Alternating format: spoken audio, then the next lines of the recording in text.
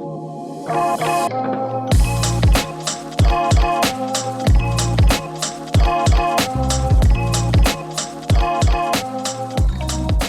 right, welcome everyone to the May KaffeBox and the coffee chat with Koppi Roasters. And here we have Charles from Koppi. Nice to be here. Do you want to take a few seconds first to introduce yourself and say a little bit what your role is in Koppi? Yeah, sure. Well, my name is Charles, and I'm one of the two founders of Koppi. It's actually me and my wife, Anne, that started the company back in 2007. Mm-hmm. So yeah, a while in this world, I guess. 15 years. Yeah. So, and my role in the company is, well, what do? I roast coffee, not as much, I don't do all of the production roast anymore, but I did for, I guess, 10 years or so. But I'm still like a very big part of everything, like quality control, bring out new profiles for the coffees, etc., etc. Mm-hmm. So I guess like all small companies, you do a little bit of everything. Mm-hmm. So that's kind of what I do. Yeah, a little bit of everything. But generally, I've been more part of the production part of the company, whereas Anne been more of the sourcing parts. So she's been doing more traveling, and she do more traveling than I do. But yeah, and I've been more into the everyday routines. Cool. Okay, perhaps we should start with the Colombia. Yep. If you want to talk a little bit, well, you can tell a little bit about the cup and what people can expect in the taste. So you talk about, you said first? About the flavor profile, what they can expect when they drink it. Yeah, sure. So this coffee is from Turkey in Colombia. Mm-hmm. And it's a Caturra. And normally this producer, Fernet Cruz, and the farm Finca El Prado, they do very the coffees tend to be very fruity, I think. And usually kind of like ripe berries and ripe fruit, like a lot of red berries, almost like jammy, very ripe fruits, and sometimes a little bit of pineapple and tropical fruits as well. I really like their coffees, and I think this is one of my favorite parts of Colombia, coffee-wise, and I think this is a very good representative of what coffee from Turkey can taste like. Yeah, I like coffee very much. This one I also found really juicy, and like red berry jam. Yeah, There's a good contrast to this one, which I think makes this one taste extra jammy. Okay. Yep. I think beside this one, it's more. Pardon? I think this one tastes a lot more jammy when you compare this one sitting beside it. Yeah, definitely. Definitely juicier as well, I would say. Yeah. Do you want to talk a little bit about your relationship to the farm in Colombia? And yeah, sure. So actually, Colombia has been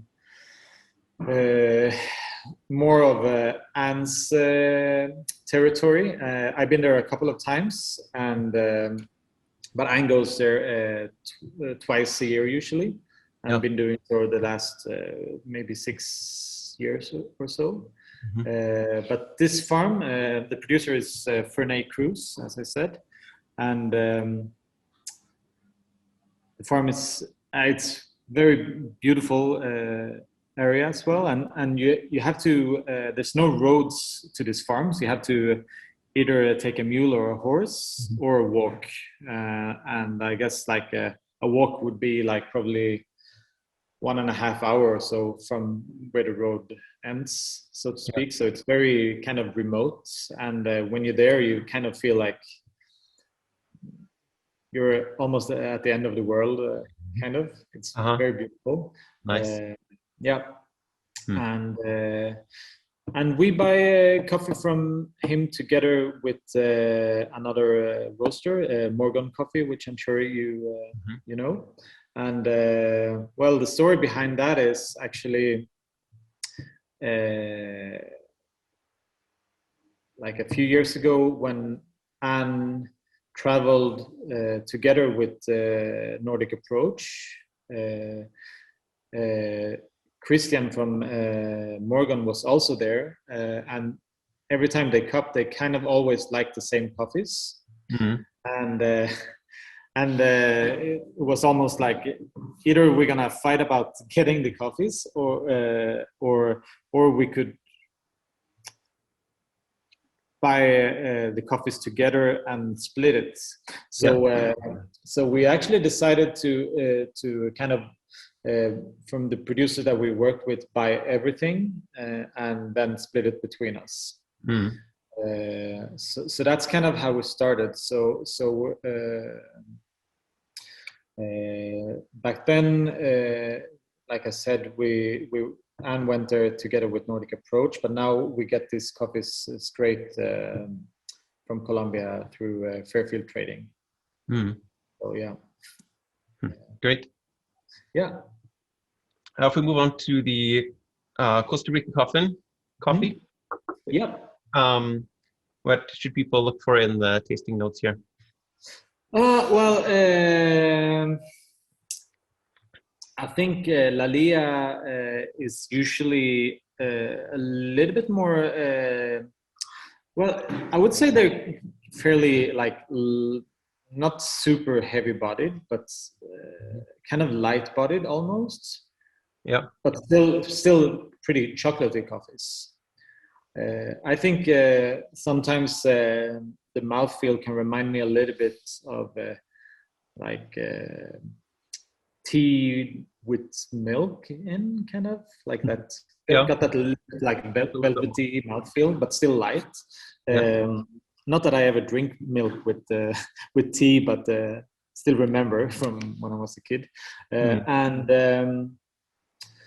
mainly more like dark chocolate, but still kind of light. There's of course a little bit of fruits inside as well, maybe like stone fruit, like plums and that kind of acidity.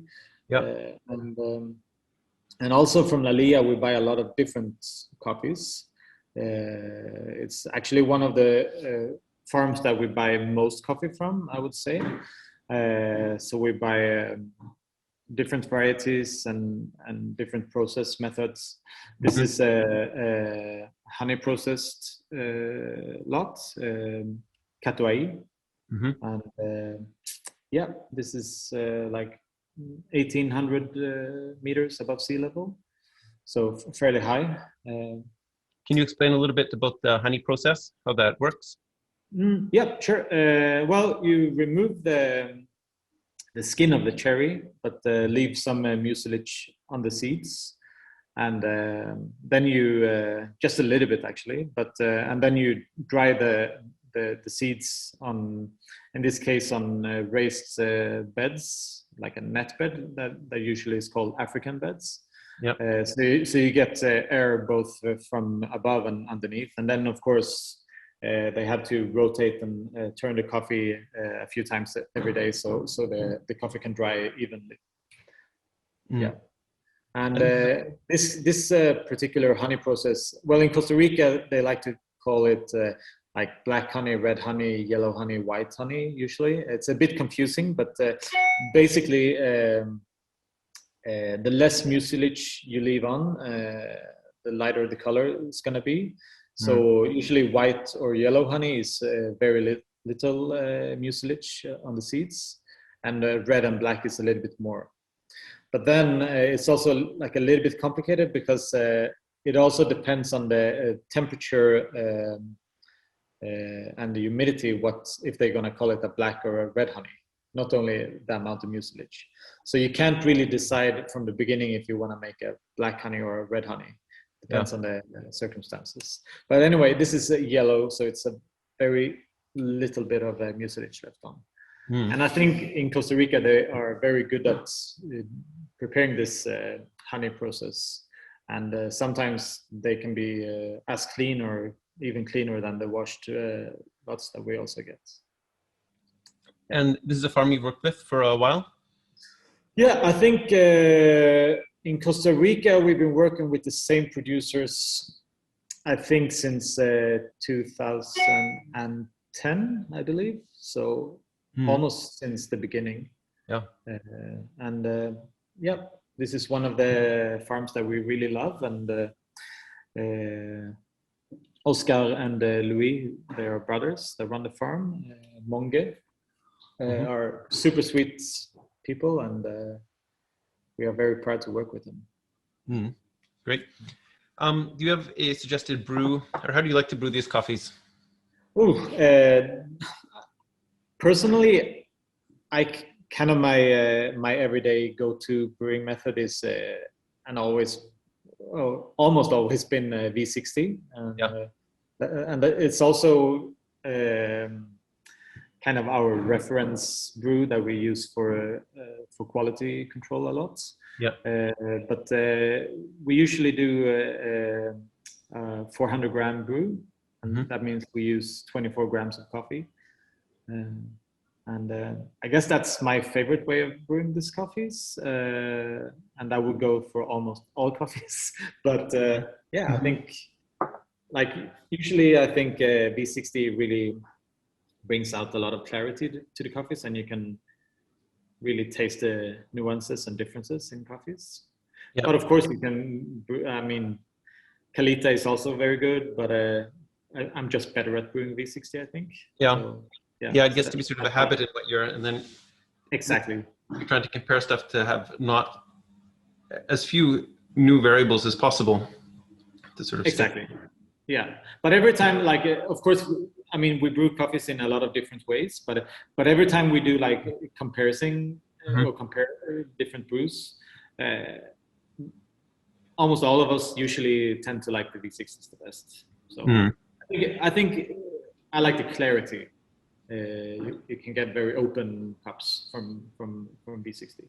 So I guess that's why I like it a lot. Great.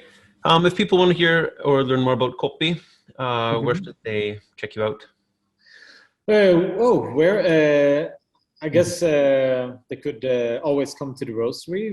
We're based in Helsingborg in Sweden, and that's one option. Or go to one of our clients and drink our coffee. I guess we have nice clients all over the world, so that's another option. You can also read more about our coffees on our websites and our Instagram, of course. We can have, that's a good way of following what we do as well. Great. I'll put links to your Instagram and website. Thank you very much. And great. Well, thanks for being part of KaffeBox. Oh, of course. And anytime. Great to have you guys. And thank you so much for ordering. Great. Well, we'll talk to you again, and have a good coffee day, everyone. I hope you guys are going to enjoy the coffees. Thanks. See you. Bye.